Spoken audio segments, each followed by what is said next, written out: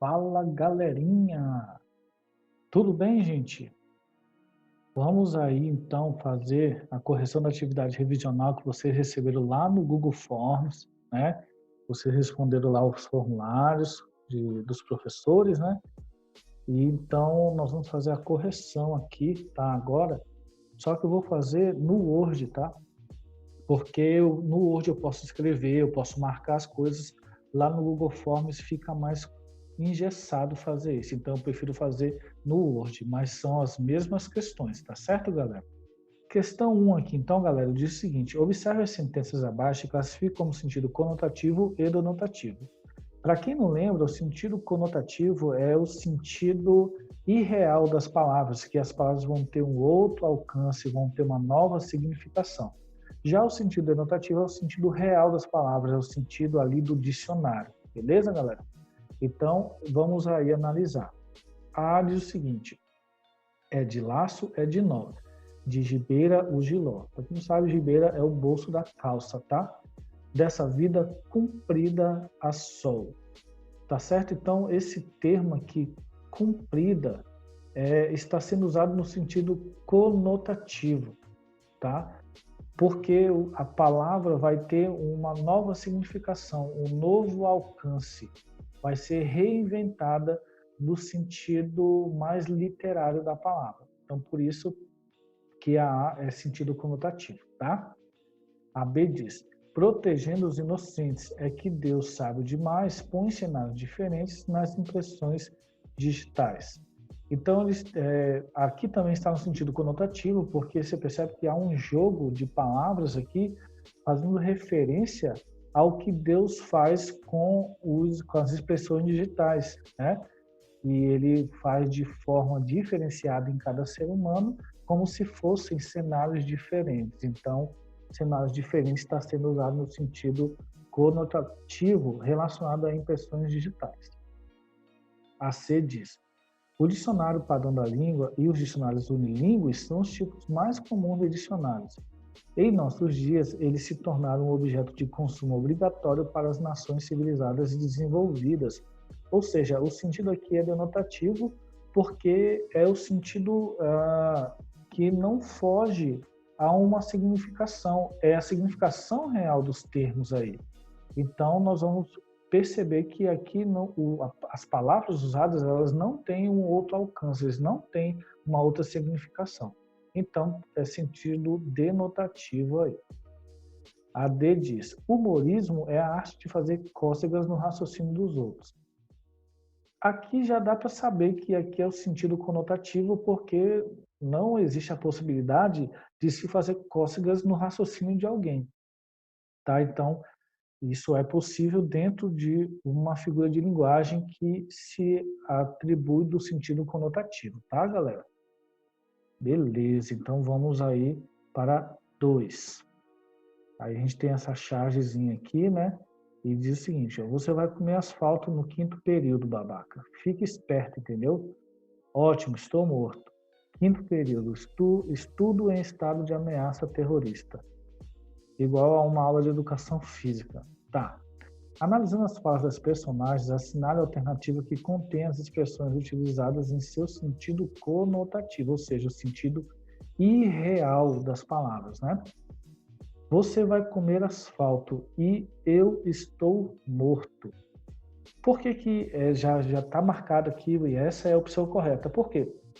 Comer asfalto, ele quis dizer que ele ia, sei lá, dar uma surra nele a ponto dele cair no chão e bater com a boca no asfalto. E aí ele usa esse termo no sentido conotativo, porque não existe a possibilidade dele comer de fato o asfalto. E está morto é até uma figura de linguagem aí que vocês conhecem muito bem, que é a hipérbole, quando há um exagero de uma expressão que não está dentro da realidade. Então, a opção é A.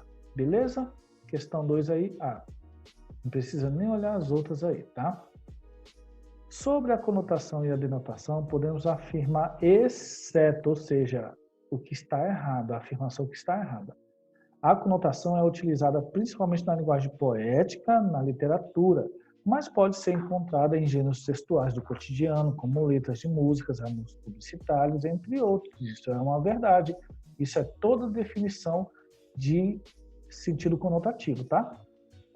Uma palavra ou expressão é usada no sentido denotativo para representar diferentes significados. É aqui que está errado, tá? Por quê? Porque o significado no sentido denotativo é só um, que é o atribuído à palavra própria, tá? Então, ele não vai ter, o sentido denotativo não vai ser usado, não tem condições de se usar diferentes significados, somente o conotativo. Então, a B você já deixa marcadinho aí.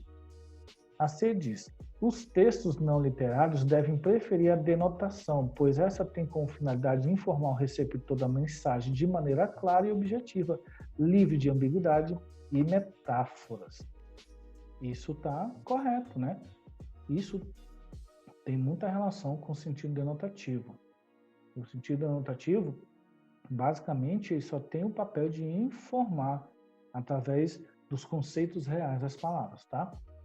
E a D diz: a conotação e a denotação são variações de significado que ocorrem no signo linguístico, que, por sua vez, é composto de um significante, letras e sons, e um significado, conceito, ideia, tá? Então, é isso mesmo. É o trabalho que cada termo vai ter dentro da proposta que se quer, né? Se você quer usar as palavras com sentido ampliado, você vai usar conotação. Se você quer usar as palavras no sentido real, com objetivo, é o sentido denotativo, beleza? Beleza. Então, vamos aqui na questão 4. Eu não vou ler esse texto, tá? Porque a gente precisa só desse trecho aqui. Aí o trecho diz: em se encorpando em tela entre todos, se erguendo tenda onde entre todos, se entretendendo para todos, no todo, tem-se exemplo de eufemismo? Não, eufemismo é quando eu quero suavizar as coisas. Antítese? Não tem nenhum tipo de ideias contrárias aqui. A aliteração? Sim. Por quê? Porque a aliteração é a repetição de sons consonantais. Então, entretendo para todos, no todo, ou seja, há uma repetição constante aí da consoante T, beleza? Então, por isso que é a aliteração, tá? Silepse não, nem sinestesia, tá? Para quem não lembra, silepse é quando eu tenho silepse de gênero, de número, de pessoa, né? Que eu vou ter, entre aspas, a deturpação da gramática, mas com o sentido apropriado para a questão, segundo o que o autor, quem está escrevendo, quer enaltecer. Então, ele pode usar a silepse. E tem um exemplo lá na frente, vocês vão ver, tá? E a sinestesia, quem não lembra, é aquela figura de linguagem e eu faço a troca dos sentidos, né? Eu troco o sentido do olfato pelo do paladar e para provar algum tipo de sensação, beleza? Então, a questão 5.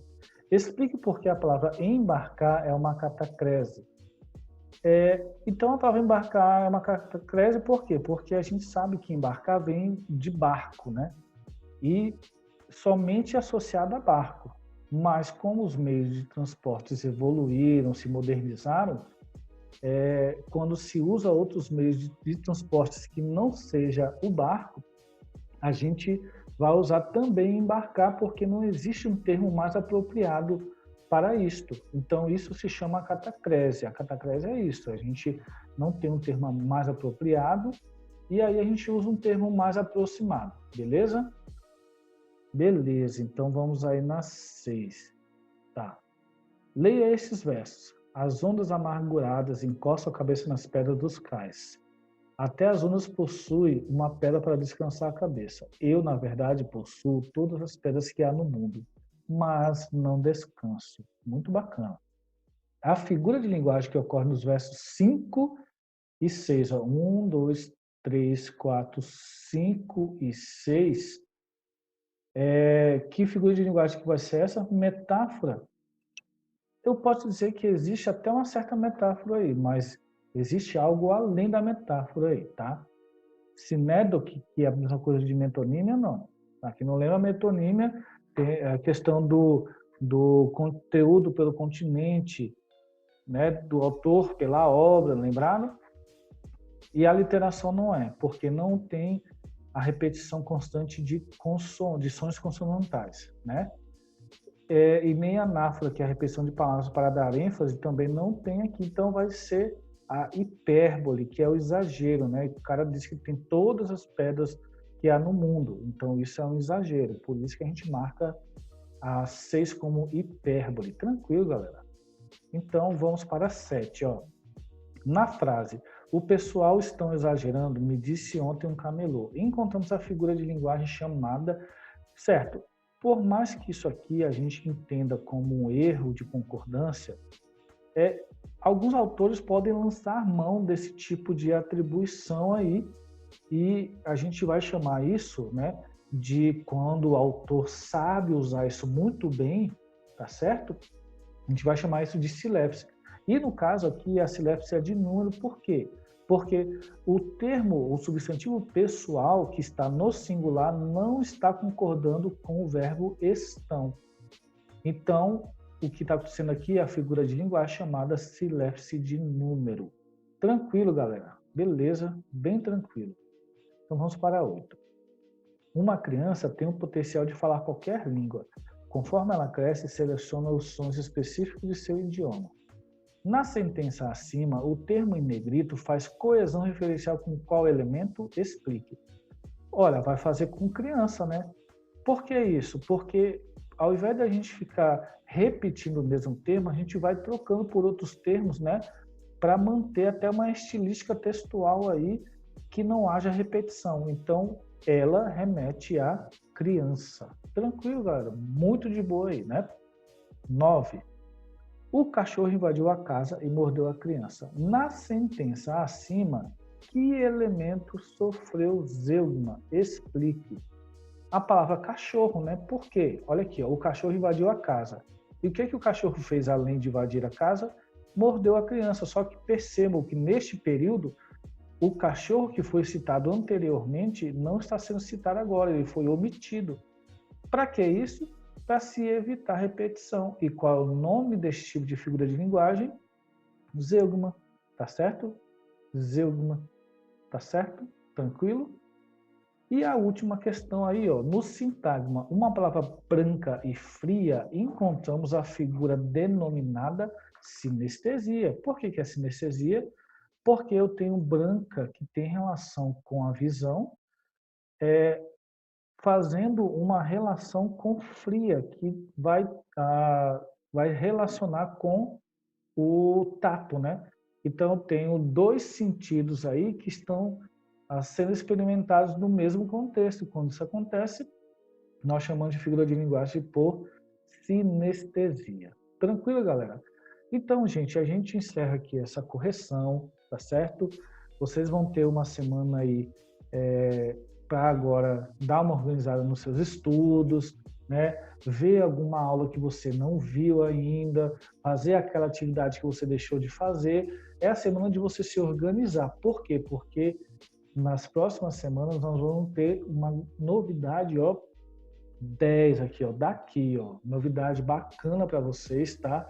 Vocês com certeza vão gostar muito, beleza? Mas em breve vocês vão saber do que se trata. Então, um abraço e até a próxima aula.